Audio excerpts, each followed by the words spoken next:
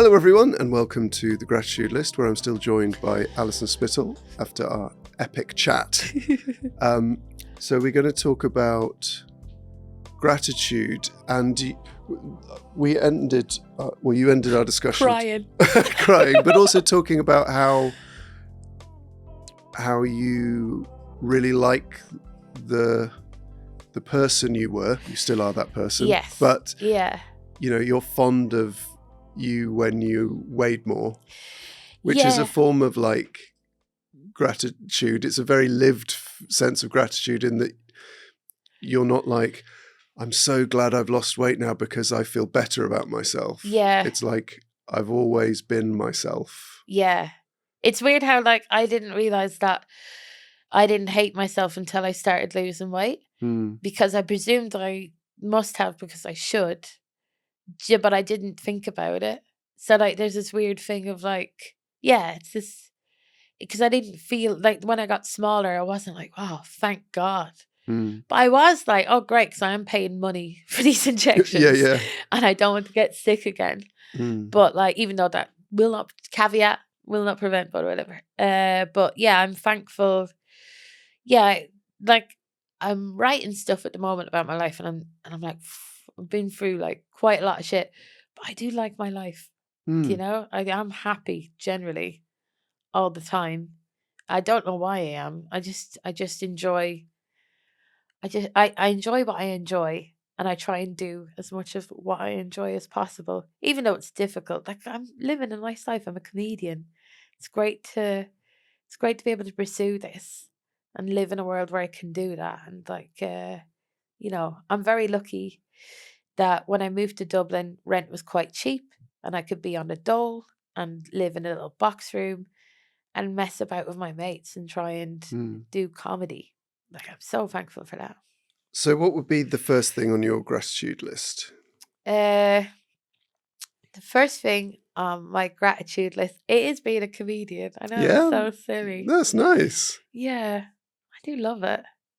I love that it's your responsibility for, people's enjoyment of that night. They may have got a babysitter or whatever, and it's up to you to make their night enjoyable. And I think it does come from this weird thing of I do really want to be liked. So being a comedian really feeds into that aspect of myself. Because, you go up for 20 minutes, you have to have people liking you in order for you to be able to do your job. And I do have this weird validation thing as well, that there's this identity you have as being a comedian, that you call people civilians that are not comedians, which is a weird way to go about. But I think I've been doing it for all of my adult life, and it is my identity. And I love the friends that I've met during it, and I love the way that I've been able to express myself creatively. And I don't think I would have been able to talk about the stuff that I talk about. I don't think I'd be able to talk about my traumas if I wasn't a stand-up comedian. I think I'd probably bottle it up and have had kids and take it out on them, if I didn't have this job. So it's sort of given you permission to see your own stuff as being just as important as anyone else's and having a right to talk about it. Definitely.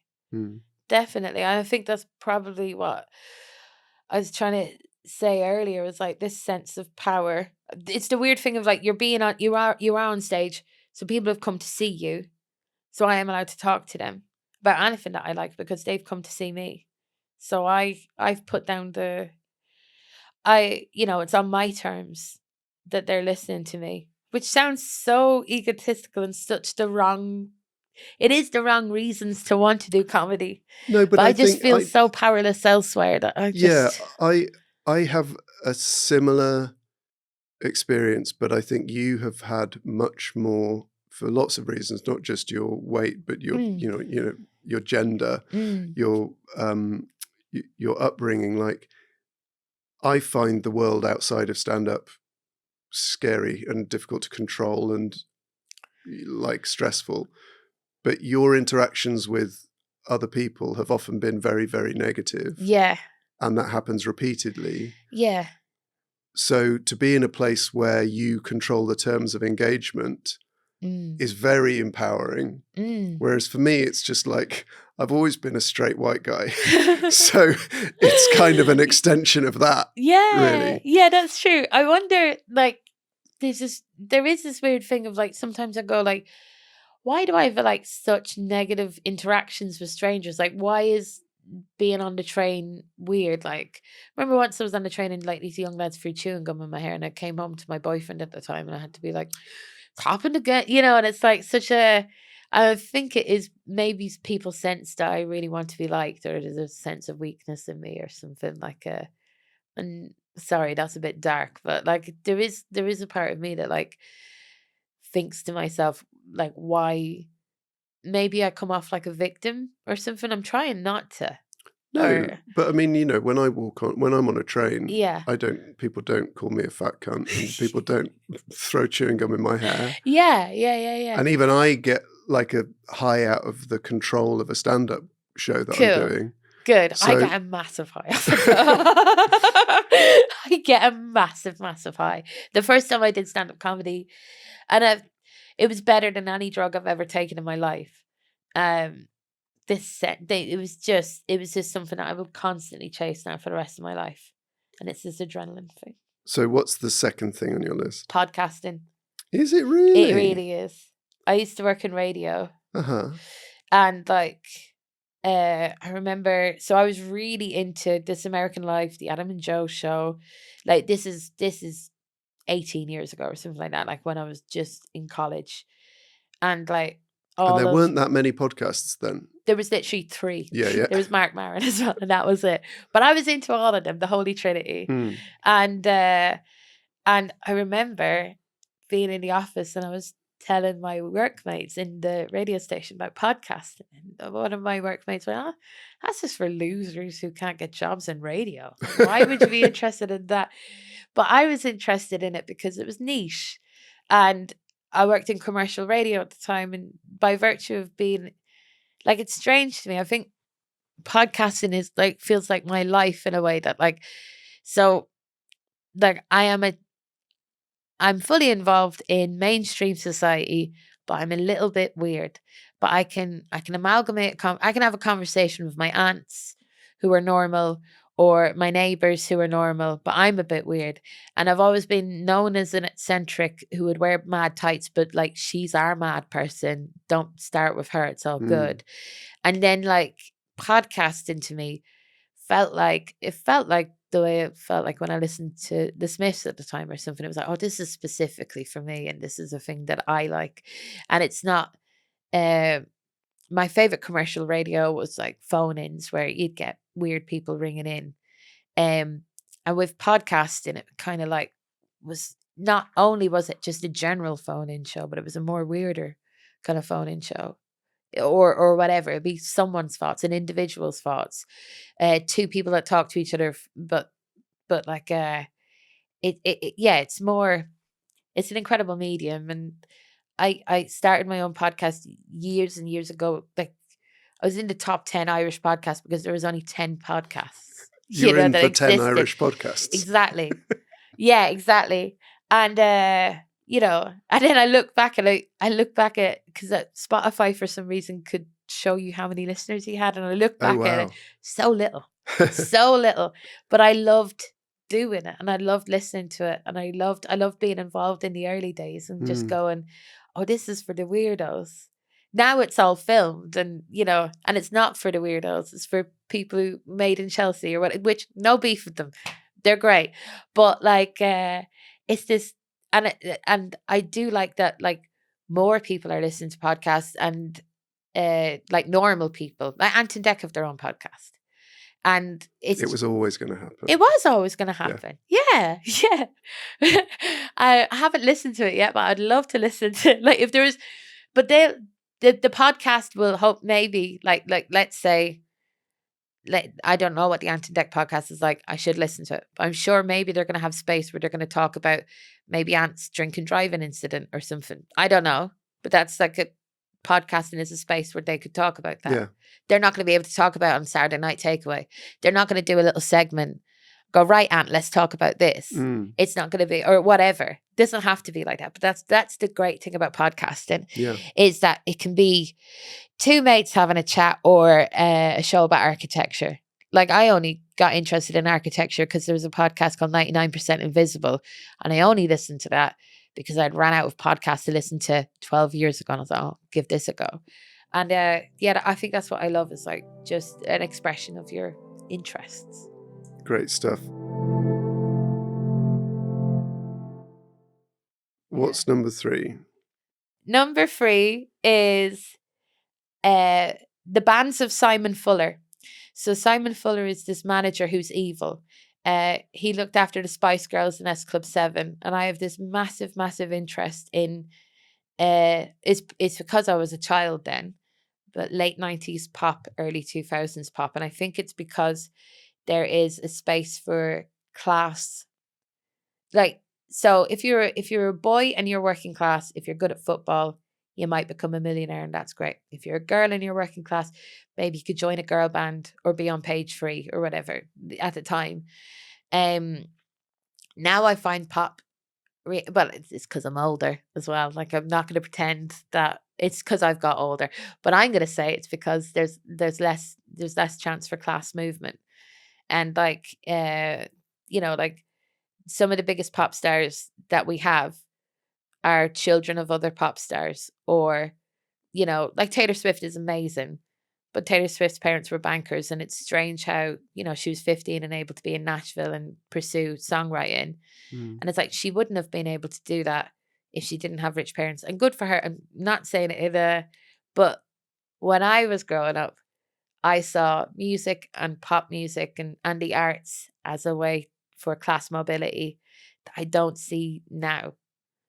But do you think maybe also social media and the rise of influencers has given another route? So if you ask a kid in school what they want to be, like most of GK them will say, Barry, well, or I want to be a YouTuber or a TikTok influencer or Instagram influencer. Yeah. There's another kind of route to... But the TikTok, that's true, but a lot of them are quite rich. Yeah. A lot like TikTokers who are like, we are going to throw a load of Beanie Babies into a toilet. And it's like, where are they getting all these no one has ever done that as a trend before. But what if you've got a phone? Yeah, you can do impressions. You can reach a marketplace that will can decide with no gatekeepers whether you have value in that marketplace. I'm finding it interesting because there's a conversation. Chris Gefford, the stand-up comedian from America, who's got Smith's tattoo. He does, doesn't he? Yeah. I'm not a fan of, not to be like I'm denouncing Morrissey, and it wasn't because I wasn't. So I stopped being a fan of the Smiths when I became sexually active. Before that, that's such a great quote. But it's true. It's true. I do remember. I think that might be true for me. Yeah, well. It's like I remember I was listening to the Smiths' first album while having a shower, and I was like, "Do I need to hear a song about child abuse while starting off my morning?" Yeah, no, I don't. But Chris Gefford. He did a podcast and he was talking about how the middle class of stand-up comedy has been destroyed. That now we have to you have to film your own special. No longer can you rely on big conglomerates buying your special, giving you money, and then you selling your special. You have to film it in the hopes that maybe Netflix or someone will buy it. And I find that with stand-up, not this sound. It's not me being bitter. It just sounds like I am being a bit bitter. And you're right about the gatekeepers are gone, but the neoliberal market is still existing, and you have to there was a stand-up comedian who he started talking about why he's lost money, and he goes, normally it's through drugs or alcohol that maybe someone else spent this much money, but I bet on myself, and unfortunately it did not work out. And you do have to I've got 2 podcasts at the moment. One podcast is with a production company and it's going really well. The other one, we have to do it independently. It's on hiatus now, and both of us can't afford to invest in that podcast. And I love the other idea that I have for this podcast, but it's just unfortunate that you know, the person I'm doing that podcast with is less famous than the person I'm doing the other podcast with. So by virtue of like, it doesn't matter. It's like, even though I love that podcast, that cannot exist. Well, yeah, and that goes back to what you're talking about early podcasting. It was just if two people could, or one person could record their voice, they had a podcast. Yeah. Whereas now, as you said, advertisers want the videos. So we're filming this now. Hello, everyone. Yeah. Yeah. So like the cost of producing a podcast, Yeah. if you want all the stuff that enables you to make money from it, Yeah. has skyrocketed. Totally. So it sort of becomes more like Formula One. Yeah. In that it's like, well, no wonder he was able to spend all his youth karting, and then his parents bought him a place in the Ferrari teams because it cost £1 million or whatever. And that's what, the podcasting has turned into that, and it's unfortunate. But I'm grateful that it exists. But like, I do feel like pop is going to turn into that too. Pop music. I'm hoping it won't. And it's hard because you don't want to be angry at someone for expressing themselves creatively and then going, you've got a parent with a blue hyphenated name on Wikipedia. The anger shouldn't be pointed at the individual who's choosing to like live a life of art, and I think that's beautiful. But it's unfortunate that like that option isn't available. Who's it had a great bit of stand-up about Nepo babies saying the same rules don't apply to butchers. Yeah. Even though like every butcher is and like sons. and sons. I know, that's true. That's true. But I wonder, like, with that, like, it's not like, they're making a good point, but also I push back on that because like the butcher is probably the best job available to them. Like if your dad is a butcher, you get into the butchery because it's like easy, and it's not like, or just because you've always been around butchery, but so it kind of makes sense. Do you think that there are other people who are going, if only I had the opportunity to become a butcher? I would love to be a butcher. I'd love to express myself by cleaving meat. You know what I mean? I'm sure there are, but I mean, it's a complex picture. Yeah, absolutely. We're going to do quick fire 4 and 5. What's number 4? Mounjaro. I'm very, very thankful for it because, I am very thankful to have this injection that made me, like, the actual brain activity that would go into losing weight and debating with myself about losing weight and when do I eat and stuff like this. I think I'd be exhausted, but because I have the injections, I don't have to think about that. And that is why I use those injections. Like, I think as well, if I never lost weight on it anymore, I think I'd still be on the injections because the times that I don't think of food are like, I do look back at like, there is a regret I have before, and that is the amount of time I thought about food.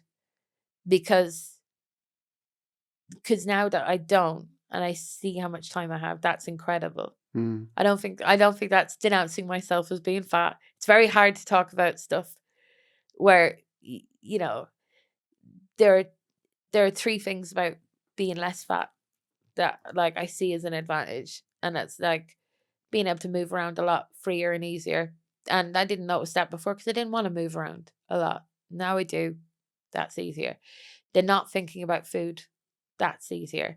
And people being nicer to me, which is harder because I just feel so defensive of the, like, I haven't morally changed in the past 3 years, but I feel like people are treating me like I have. Yeah. Do you know?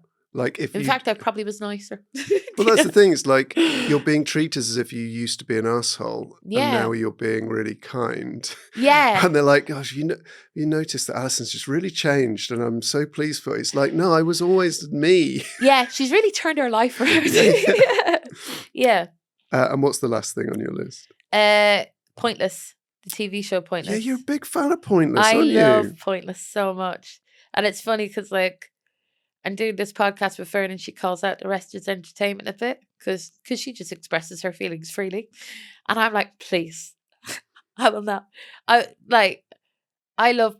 think the concept of it is amazing because it kind of scratches the itch of like not only being rewarded for general knowledge, but a niche knowledge of general knowledge. Like it gives that kind of space where So you have Not only am I going to give you a fact, but I'm going to dig so deep and I'm going to give you the Sugar Babes song that isn't like push the button. So you have an innate Osman bias, pro-Osman bias. Yeah, I do. Yeah. Yeah. And that's okay. I know, isn't it? Yeah. I like it when he sits on the fence, actually. You know what I mean? I do. I don't want to annoy any of the 20 people I know who work in this industry, which makes sense. Yeah, absolutely. And also, but like, yeah, it's that kind of, and it was a thing that like I would watch it with my friend. When I watched it with my friends and it was communal viewing with them, we got each other on a level that no one else would. So that's I do love it, and I loved it. It's just gentle viewing, and you get the people that you get are like people who are really into the concept of Pointless and have been waiting their whole lives for this, or people who just want to be on TV. Yeah. And they've had a lovely day out, and they're got rid of pretty quick because you know what I mean. So I'm like, or the worst coupling is the person that's really into Pointless and the person that's not into Pointless, but they love that person so much that they're willing to go on national TV with them and make a tit of themselves in order to make their partner happy. Like, I think that's a beautiful love, you know? And it's great because the person, they always let them down, the person who's not that good with general knowledge. And the partner who's really into Pointless, they have to like police their face and go, no, I still love you. I'm really happy that like the only British singer you can think of is Elton John. I'm really happy that you've come with me for this. Yeah. Well, thank you so much, Alison. We've got being a comedian, podcasting, the bands of Simon Fuller. I didn't really get into that much, did I? I got talking about class, but that's like, okay. I want to write a horror film where I hunt down Simon Fuller because he took a lot of money from those working class people. That's not sorry. You can do that. Yeah. He's a powerful man, actually. He's probably more powerful than Richard Osman. Maybe I should be. I don't know. Oh, well, he created the Spice Girls. You could use Osman to get to Fuller. Do you think so? Yeah. Do you think he's that? And then you write a sort of murder mystery about it. Suddenly Osman's on your case. This is it, yeah. Mounjaro and Pointless, thank you so much for joining us on the Gratitude List. And do check out one of the podcasts Alison mentioned there. In fact, both of them. What are the podcasts called? Ignore That Feeling with myself and Fern Brady, and Magazine Party with Poppy Hillstead, which I love. And we'll come back. It's where we read Take a Break and those types of magazines to each other, and then get people to give their real life stories of what they would put into that magazine. Amazing. It really scratches that itch for me. Yeah. Thank you so much. Bye-bye. Bye.